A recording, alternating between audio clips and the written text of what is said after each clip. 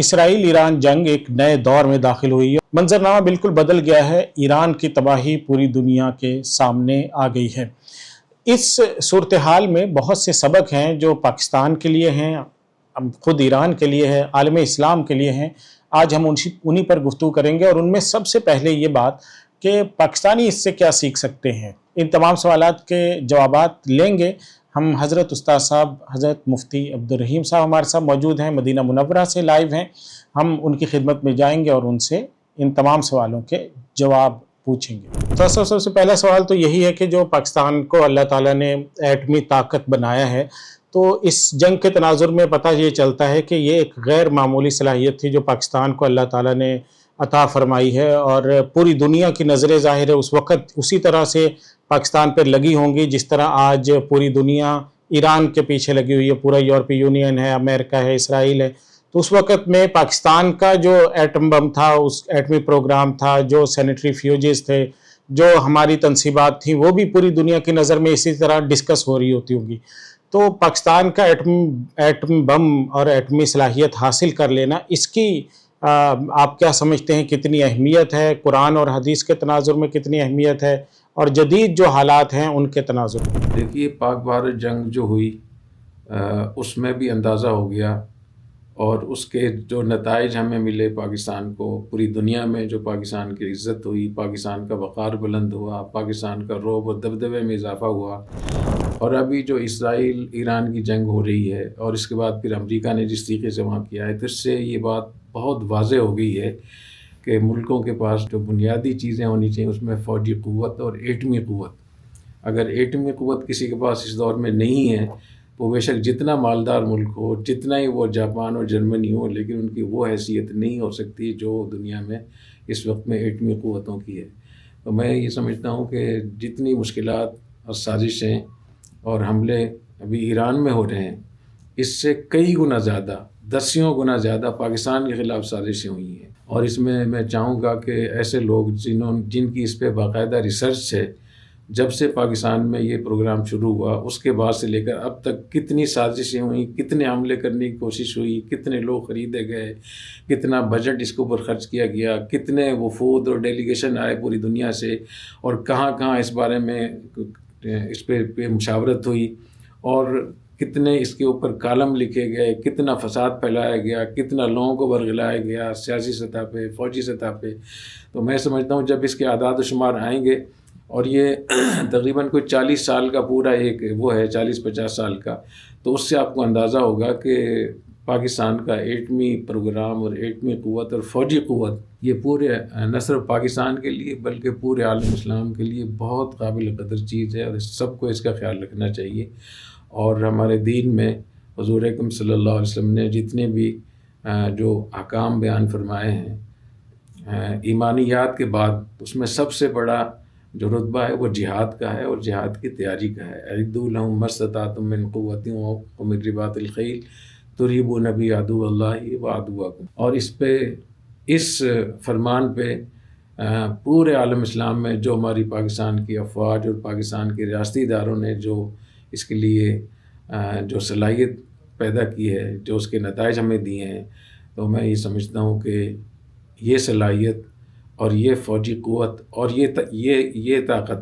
یہ شاید 1000 سال میں مسلمانوں کے پاس نہیں آئی تھی۔ اس لیے میں ہمیشہ اس بات کو بار بار کہتا ہوں کہ پوری دنیا پاکستان کے خلاف رہی، لیکن اس فوجی قوت اور ایٹمی قوت کی وجہ سے وہ آخری فائنل ہم پہ حملہ نہیں وہ کر پا رہے۔ اور اب ایران پہ دیکھ لیا کہ ایران پہ کس طریقے سے حملے ہوئے ہیں، اور کس طریقے سے انہوں نے کیا ہے۔ پوری دنیا کے جو بین الاقوامی قوانین ہیں، جو اصول ضوابط ہیں، جو اقوام متحدہ کی، ان سب کو بالائے طاق رکھ کر انہوں نے حملے کر کے وہاں کی جو ایک فوجی قوت تھی، ایٹمی قوت تھی، اس کو نقصان پہنچایا۔ تو ان سب چیزوں سے میں پھر یاد دہانی کراؤں گا پاکستانی عوام کو، نوجوانوں کو، پاکستان کی مذہبی جماعتوں کو، پاکستان کے مختلف جو ہمارے یہاں پارٹی ہیں ان کو، کہ آپ کے آپس کے اختلافات ہو سکتے ہیں، لیکن ریاست اور ریاست کی جو بنیادی فوجی قوت ہے اور طاقت ہے، اور پاکستان کی جو معیشت کی جو طاقت ہونی چاہیے، اس پہ کسی قسم کا کوئی کمپرومائز نہ کریں۔ یہ ہمیں سبق دیتا ہے ایران جو کچھ گزر رہی ہے، کہ ہمیں اپنے آپ کو سمجھنا چاہیے اور اپنی ہمیں قدر بھی کرنی چاہیے۔ دوسری بات یہ کہ ایران کے حوالے سے جو پاکستان کی پالیسی ہے یہ بہت بہترین پالیسی ہے کہ ہم ایران کو، ہمارا پڑوسی بھی ہے، ایک برادر اسلامی ملک بھی ہے، تو ان کی اخلاقی، سیاسی، سفارتی سطح پہ مدد کرنا، ان کی حوصلہ افزائی کرنا، میں سمجھتا ہوں بہت اس کی اہمیت ہے، اور یہ پاکستان نے بہت اچھا اقدام اٹھایا ہے۔ حالانکہ پاکستان اور ایران کے تعلقات اندرونی طور پہ بہت زیادہ خراب تھے، اور مجھے معلوم ہے کہ جو سازشیں وہاں سے ہوتی رہیں، ایران کی سرزمین کو استعمال کیا جاتا رہا، چاہے وہ BLA کے حوالے سے ہو یا را کے حوالے سے ہو یا اور بہت ساری چیزیں، تو اس کے باوجود پاکستان کی لیڈرشپ نے بہت بہترین فیصلہ کیا کہ ہم ایران کے ساتھ کھڑے ہیں۔ تو ہم سب کو اس کی حمایت کرنی چاہیے، اور جو امریکہ نے حملہ کیا ہے بھی اس کی بھرپور مذمت کرنی چاہیے۔ یہ اسرائیل کے حملوں سے بھی بدتر حملہ تھا،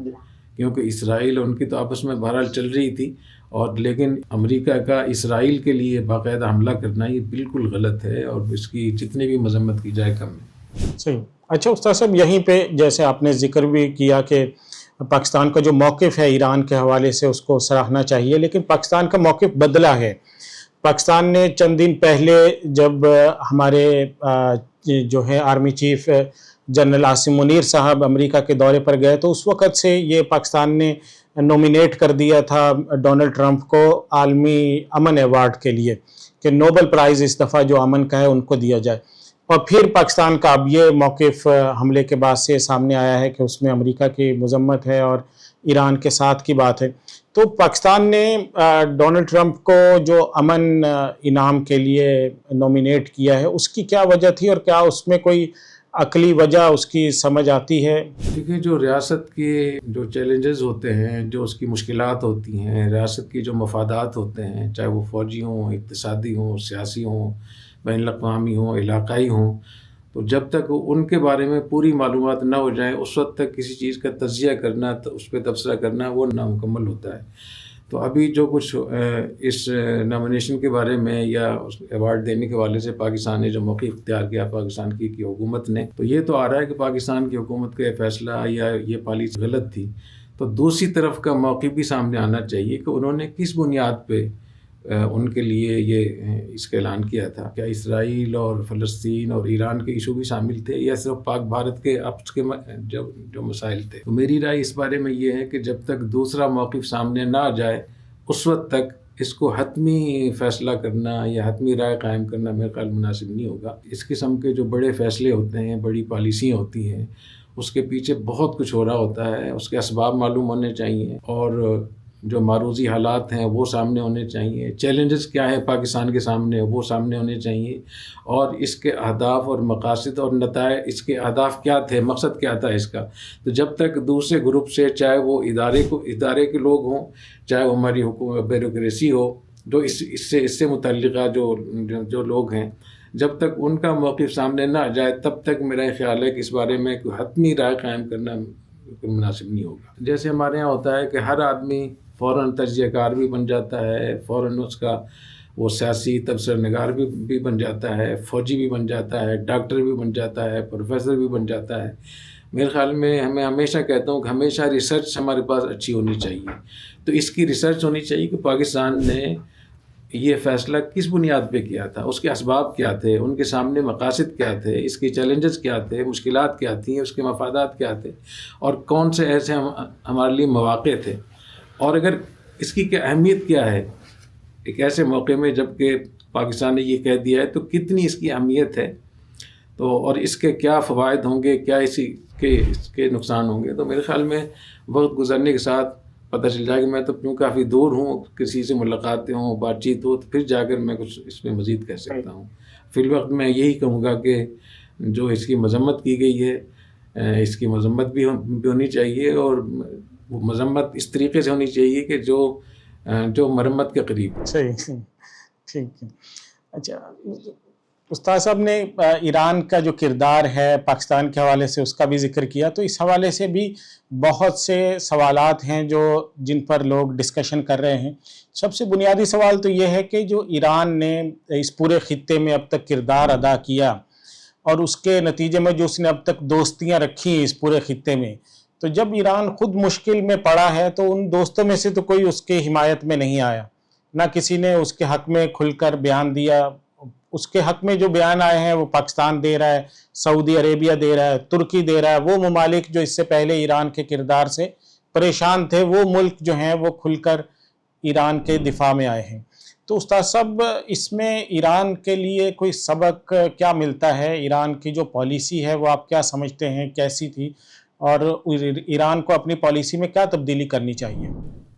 میں سمجھتا ہوں کہ اس موقع میں خود ایران کے لیے بہت کچھ سبق ہے سیکھنے کا۔ ایران کی دو چیزیں ایسی تھی جنہوں نے، دو پالیسیوں نے ایران کو متنازع بنایا، اور آج جو سپورٹ ملنی چاہیے تھی ایران کو وہ نہیں مل رہی ان کو۔ ظاہر ہے کہ ایک سفارتی، سیاسی اور اخلاقی مدد تو ہے، لیکن اتنے بڑے بحران میں اتنا کافی نہیں ہوتا ہے۔ اس کی بنیادی طور پہ اس کی دو وجہ ہیں۔ ایک تو یہ کہ انقلاب جو تھا وہ ایک مذہبی انقلاب تھا، اور انہوں نے اس انقلاب کو ایکسپورٹ کرنے کی کوشش کی، اور جہاں جہاں بھی دوسرے ملکوں میں انہوں نے اس کو آگے بڑھانے کی کوشش کی، اور اس میں انہوں نے اس کا خیال نہیں رکھا کہ جہاں اپنے لوگ ہوتے ہیں، اپنے مذہب کے لوگ ہوتے ہیں، ان کو سپورٹ کرنا، ان کو سمجھانا، یا ان کی پشتیبانی کرنا، یا ان کے لیے سہولت پیدا کرنا، یہ تو سب کو حق ہوتا ہے کرنے کا۔ لیکن انہوں نے اس انقلاب کو باقاعدہ دوسرے ملکوں تک اس کو پہنچانے کی کوشش کی، اور اس کی وجہ سے مختلف ملکوں میں فسادات ہوئے، فرقہ واریت پھیلی۔ خود پاکستان میں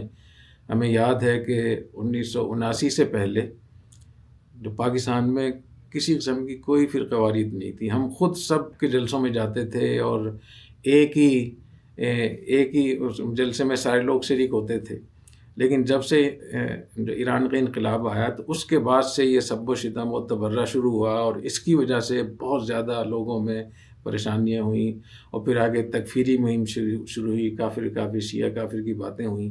تو جیسے وہ صحیح نہیں تھا، تو ایسے ایران کا یہ جو طریقہ کار تھا کہ اپنے مذہب کو اپنے لوگوں تک تو پہنچائیں، لیکن اس کو باقاعدہ آگے پہنچانا، اور اس کے لیے اس کو ایک نظام کے طور پہ پیش کرنا، دوسرے ملکوں میں مداخلت کرنا، یہ میں سمجھتا ہوں کہ بہت غلط بات تھی، اور اب ایران کو اس سے باز آنا چاہیے اور اس کو سمجھ لینا چاہیے، اور ہم نے چونکہ اس کو بھگتا ہے۔ دوسری بات یہ کہ ایران نے اپنے اسی موقف اور اپنے اسی جو ان کے خیالات تھے، نظریات تھے، ان کو فروغ دینے کے لیے پراکسیز شروع کی انہوں نے، اور شاید ہی کوئی اسلامی ملک ہوگا جہاں ان کی پراکسی ایک مسلح شکل میں موجود نہ ہو۔ اور پھر اس کے ساتھ ساتھ پھر جو ان کی دوسری پالیسیاں تھیں، جیسے انڈیا کے ساتھ ان کے اتنے اچھے تعلقات ہوئے، اور ان تعلقات کے نتیجے میں پھر راہ کو ایک بہت بڑا نیٹ ورک قائم کرنے کا موقع ملا، اور وہاں سے کلبھوشن یادو جیسے لوگ وہاں آئے، اور پاکستان میں انہوں نے جو فساد پھیلایا۔ اسی طریقے سے جو پاکستان کے اندر جو قوم پرست تنظیمیں تھیں، جیسے بلوچ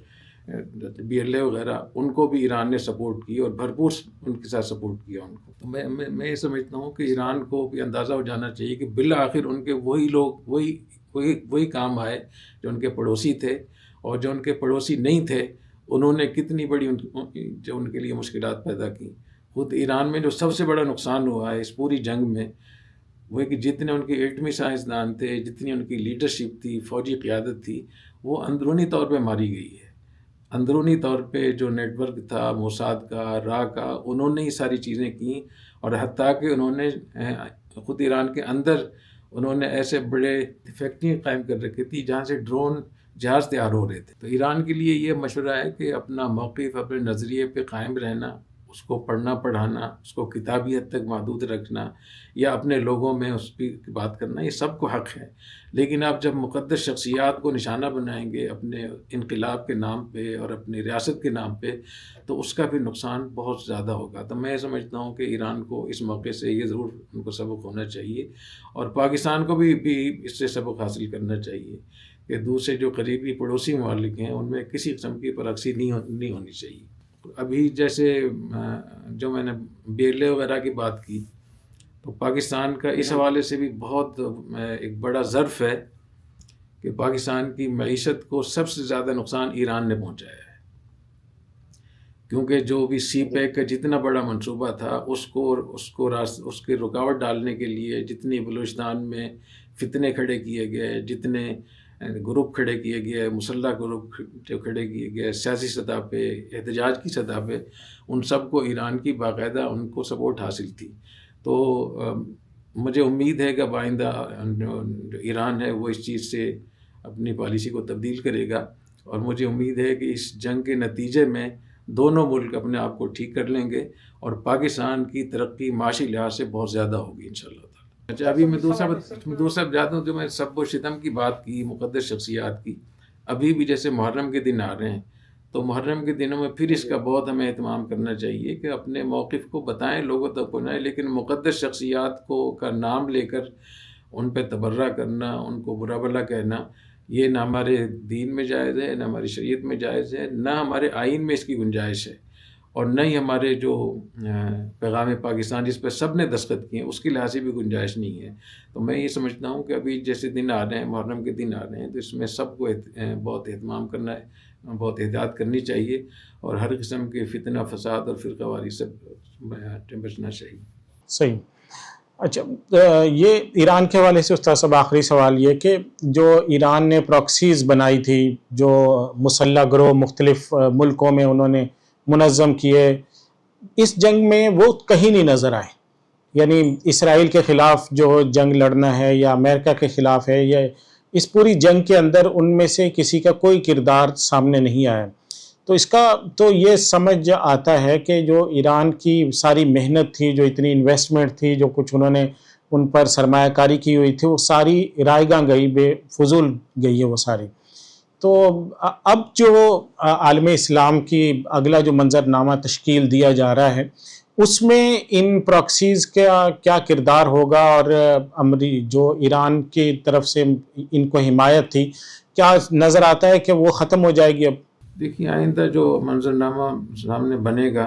اس میں میرے خیال میں پاکستان اور سعودی عرب اور ترکی، یہ تینوں ملک اس کو آگے ہوں گے، سر فہرست ہوں گے، اور پاکستان لیڈ کرے گا اس کو. اور اس میں جتنی پراکسیز تھی ایران کے حوالے سے، ان کا بھی کوئی کردار نہیں ہوگا بظاہر، کیونکہ جب ایران اتنا کمزور ہو گیا ہے کہ ان کی ہر چیز کو انہوں نے آگے ان پہ بمبارمنٹ کی ہے، تو ظاہر ہے کہ جہاں جہاں بھی ان کی شاخیں تھیں، جہاں ان کے گروپس تھے، ان کو جب سپورٹ آنا بند ہو جائے گی، تو اگر کھیت میں پانی آنا بند ہو جائے تو وہ کھیتی خشک ہو جاتی ہے. تو میرا یہ خیال ہے کہ جہاں جہاں بھی ان کی پراکسیز تھی ان کو بہت نقصان ہوگا،